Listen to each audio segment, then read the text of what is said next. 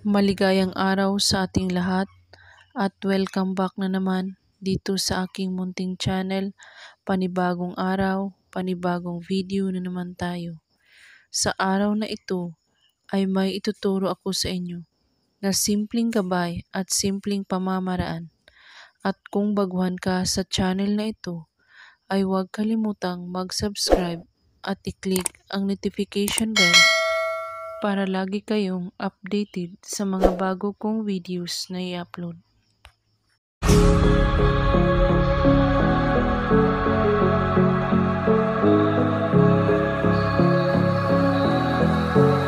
Pinapaiyak ng inyong partner o karelasyon dahil wala na siyang pakialam sa iyo at hindi mo mararamdaman ang pagmamahal niya. Gawin mo ito upang iiyakan ka ng inyong karelasyon. Gawin ninyo ito, napakasobrang epektibo po ito. Hindi siya makakawalan at hindi niya kaya na mawawala ka sa kanya.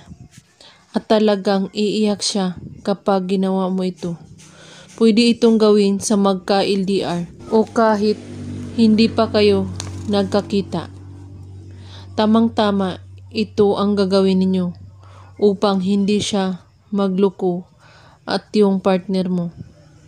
At kung ikaw ay isang takot at kapag ginawa mo ito, 100% na hindi siya magloko sa iyo at talagang magfo-focus ito sa iyo at ikaw lang ang iisipin. Kailangan kapag ginawa ito ay siya lang ang iisipin mo. At kailangan buo ang inyong paniniwala, walang ibang iniisip at pagdududa. Gawin ito bago ka matulog o kahit anong oras at araw. Ang kailangan mo dito ay ang panulat lamang. Bago kayo matulog, isulat mo ang pangalan niya at apelyido sa iyong kamay. At pagkatapos, iisipin mo siyang mabuti at banggitin mo ang pangalan niya at kung gaano mo siya kamahal. At halikan mo ang iyong palad at sabihin mo ang mga salitang ito. Iiyak ka kung hindi mo ako makikita o makakausap at hindi ka makakawala sa akin.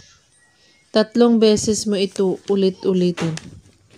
At pagkatapos, halikan mo ulit ng 3 beses ang iyong kamay na may sulat na pangalan niya.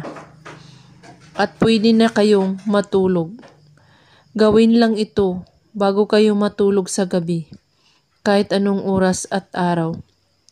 At kung may katanungan po kayo, ay magko-comment lang po sa baba. Maraming salamat sa panunood. May God bless us all.